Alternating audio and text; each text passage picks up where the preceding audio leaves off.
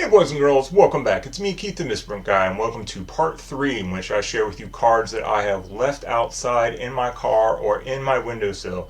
This is the Science Project part 3. Alright, so now what am I talking about? Well, one of the things that I did, and I did this on purpose, was share with you cards that I was going to leave outside. And it's been 2 years, almost to the day. There's really not any need for you to watch part 1 and part 2. I can just kind of clarify and tell you where we are at this point. Now, cards have been left outside in the sunlight, and they are in my car. And, well, they're in my hands right now, but they are left in my car. And then I also have another batch of cards that have been left in my windowsill. So we kind of have two different progressions going on. So let me share with you what has been going on. Well, if let's see, if we get too much glare, I can just drop in some scans here. But this is a normal blue elemental blast, and this is one that has been left in my windowsill. So this is a little more temperature controlled, and things seem to be going a little more slowly. But if you can very distinctly tell the difference here, the blue seems to be surviving pretty well, but that red that you see in the artwork is pretty much gone. So it is obvious that, if you know your science well, you should know that red is going to be the color that fades first, and this is quite obvious of that situation. And let's see, this Earthbind, somewhere around here, yeah, there we go. Here's my regular Earthbind, and then here's the Earthbind that has been left out in my car. So this is probably the one card where you just look at it and you're like, yeah, that's like way different. So this is a fantastic example. Now the thing is, and you can almost see this if you actually watch the second video, there was a lot of change, much more drastic change there in the first 2 months. The first 2 months, it was obvious just leaving this outside, but in the almost 2 years since that point, there hasn't been nearly as many changes.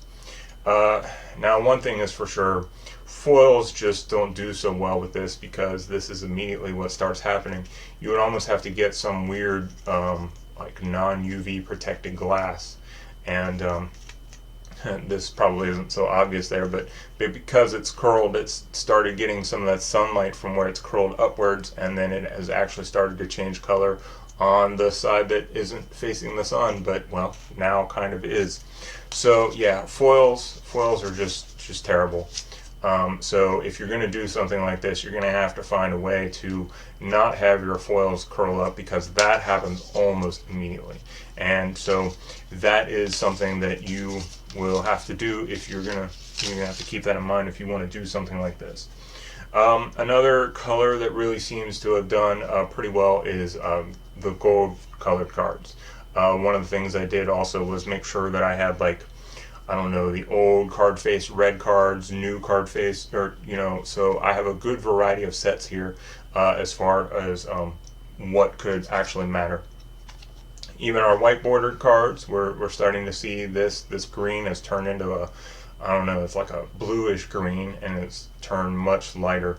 So if you're going to do this, that's fine. You're more than welcome to do it, but the part of the reasons why I decided to do this in the first place was because there are cards that obviously have color issues, and some of them just occur because something went wrong with the printer at something went wrong at the factory. So a lot of times people are finding misprints, and it's from a card like Tempest, and then they go, well, wow, the back here is all blue, and then somebody has to say, oh, well, how do we know this is real?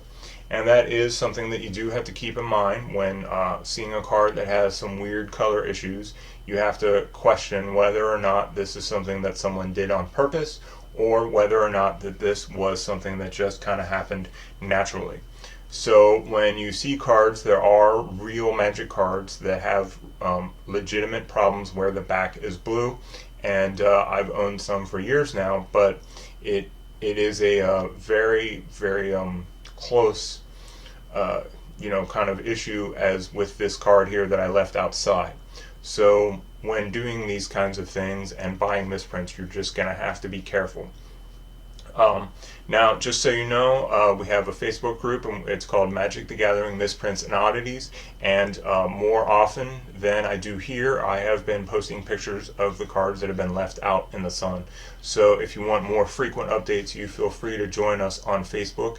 And, you know, I just want all of you to be wary when you see cards with color issues, because, I mean, sometimes even someone such as myself, I mean, you look at it and you go, I don't know, could be, couldn't be, and that is the reason why I started doing this in the first place, to educate myself and the rest of you as to how cards will change. And it looks like at this point you're going to see a lot of change in the first couple of months, and then from that point forward you are in for a very, very long wait. So, you know, the blues start changing, they get lighter, but they're still kind of distinct. And like you saw, the foils, they end up looking all kinds of strange, and other colors just end up staying much more strong, and eventually the card will you know, start losing its color. But you are just going to have to be wary as to whether or not something like this is genuine or fake. So I will continue to update you. And as always, if you have questions, comments, concerns, you feel free to get a hold of me. Otherwise, I will talk to you soon. So take care.